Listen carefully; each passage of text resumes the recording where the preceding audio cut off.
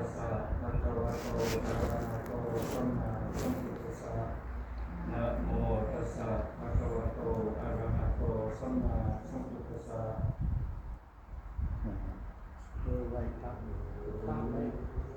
พุทธังสรณังคัจฉามิพุทธังสรณังคัจฉามิธัมมังสรณังคัจฉามิ ธัมมังสรณังคัจฉามิสังฆังสรณังคัจฉามิ สังฆังสรณังคัจฉามิ ทุติยัมปิพุทธังสรณังคัจฉามิ ทุติยัมปิพุทธังสรณังคัจฉามิ ทุติยัมปิธัมมังสรณังคัจฉามิ ทุติยัมปิธัมมังสรณังคัจฉามิ ทุติยัมปิสังฆังสรณังคัจฉามิ ทุติยัมปิสังฆังสรณังคัจฉามิ ตาติยัมปิพุทธังสรณังคัจฉามิ ตาติยัมปิพุทธังสรณังคัจฉามิ ตาติยัมปิธัมมังสรณังคัจฉามิ ตาติยัมปิธัมมังสรณังคัจฉามิ ตาติยัมปิสังฆังสรณังคัจฉามิ ตาติยัมปิสังฆังสรณังคัจฉามิ ปานาทิปาตาเวรมณีสิกขาปะทังสมาธิยามิ ปานาติปาตังสิกขาปะทังสมาธิยามิ อาทินนาทานา อทินนาทานา เวรมณี เวรมณี สิกขาปะทังสมาธิยามิ สิกขาปะทังสมาธิยามิ กาเมสุมิจฉาก าเมสุมิชา จาราเว จารเว รมณี เวรมณี สิกขาปะทังสมาธิยามิ สิกขาปะทังสมาธิยามิ มุสาวาทา มุสาวาทา เวรมณี เวรมณี สิกขาปะทังสมาธิยามิ สิกขาปะทังสมาธิยามิ สุราเม สุราเม ระยามัสสะ ระยะมัชฌะ ปมาทัฏฐา ธรรมาทัฏฐา นาเว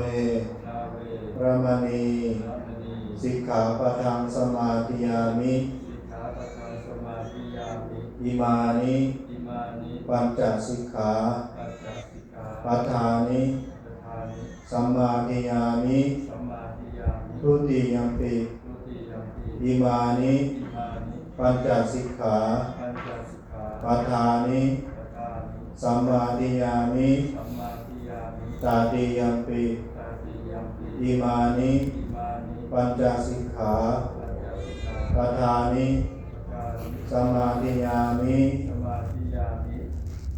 เอาชื่อมาดูเดี๋ยวพูดยากมาก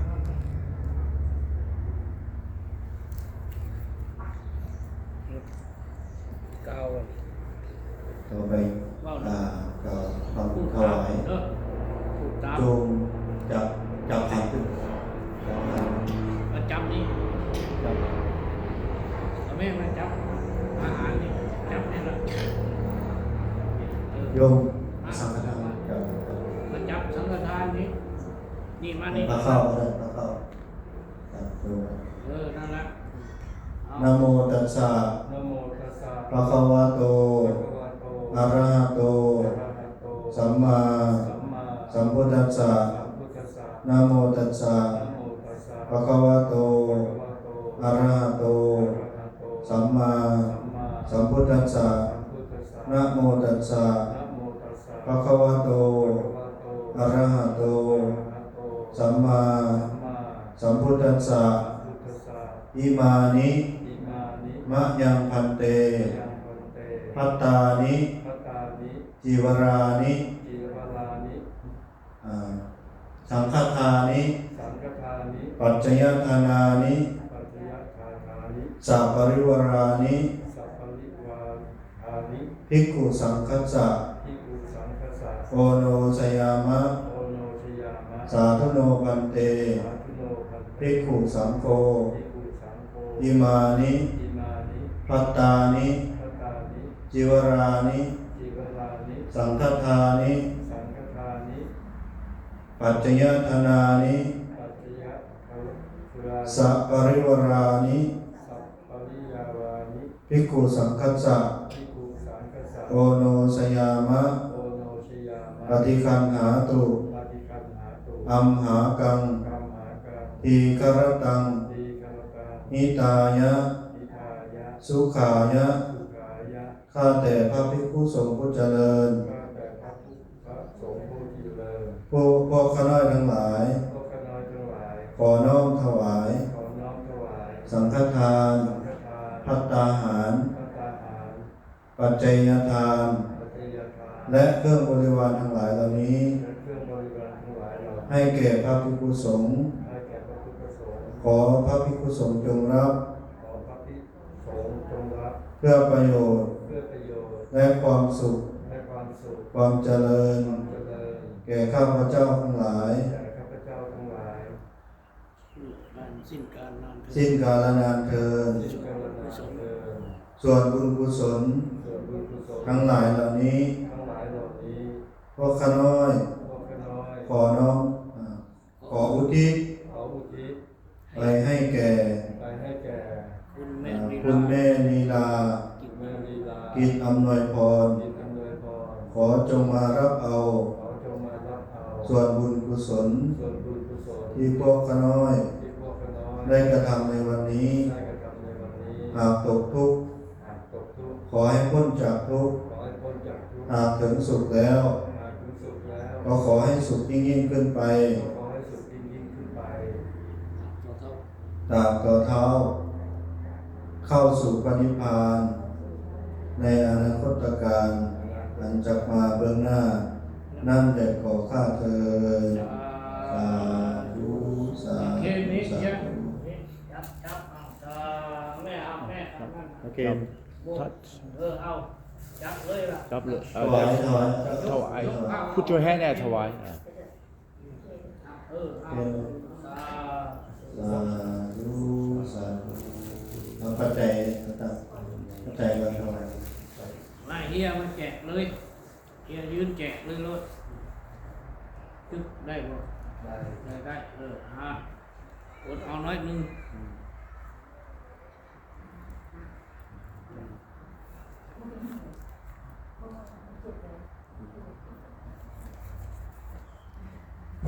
สี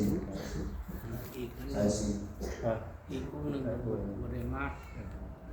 สังฆทาน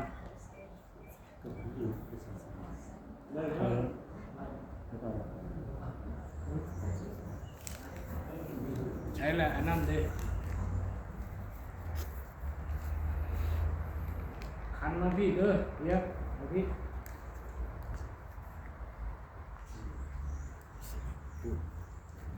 น้ำมีบ่น้ำมาดูขวดมันนี่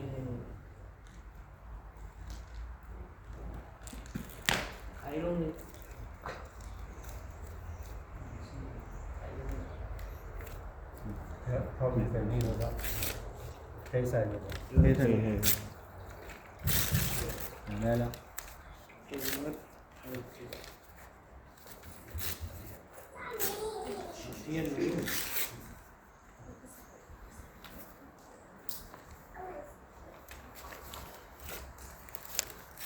เชื่อถือข้าวขาวจิต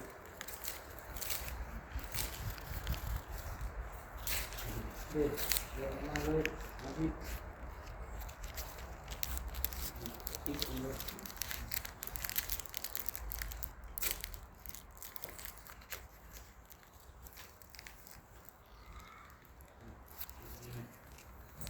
นะโมตัสสะภะคะวะโตอะระหะโตสัมมาสัมพุทธัสสะ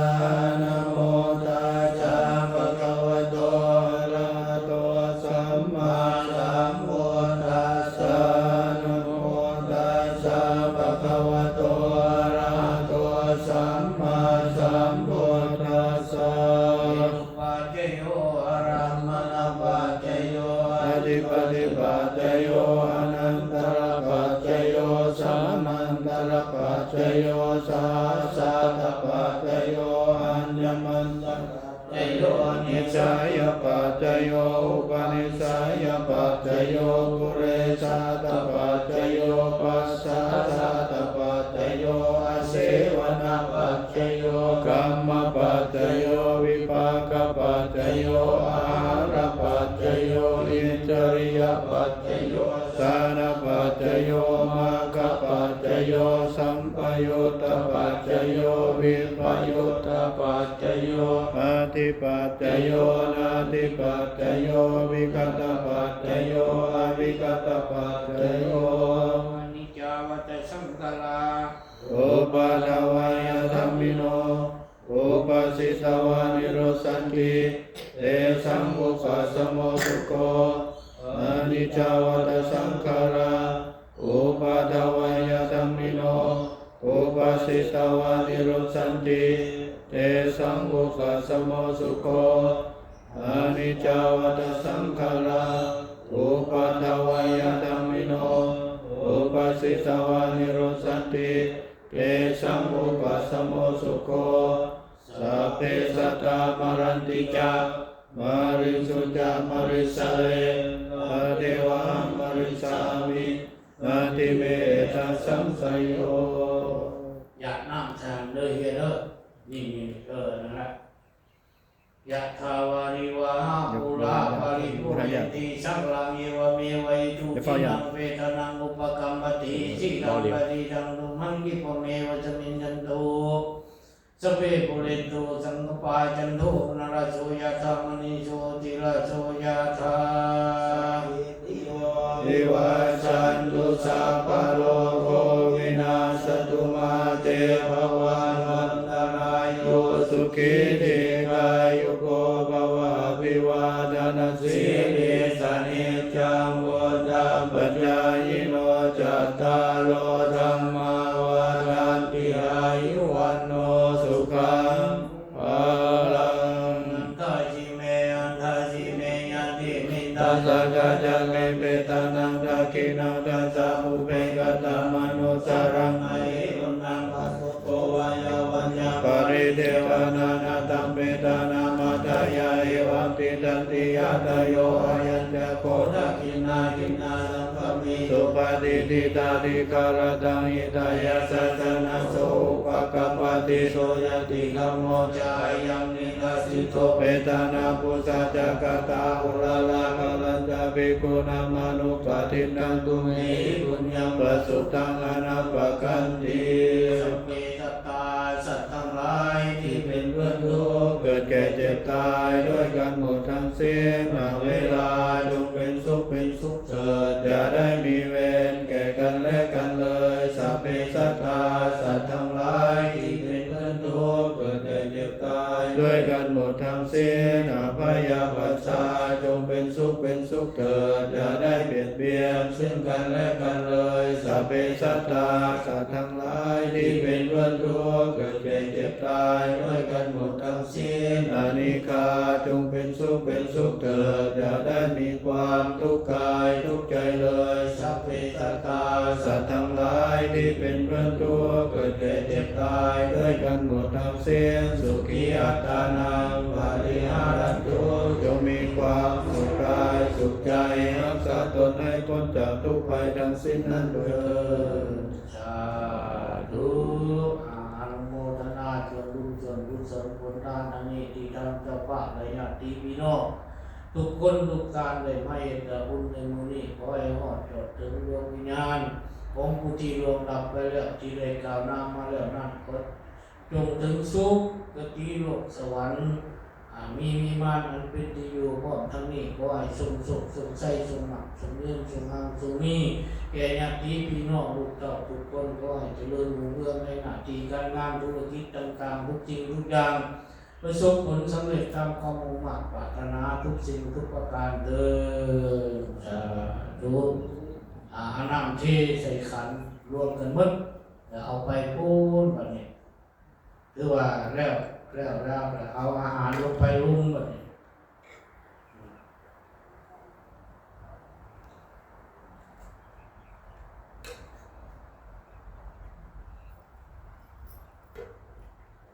หมดไฟ ไฟปิดก็ได้ปิดไฟเอาอาหารลง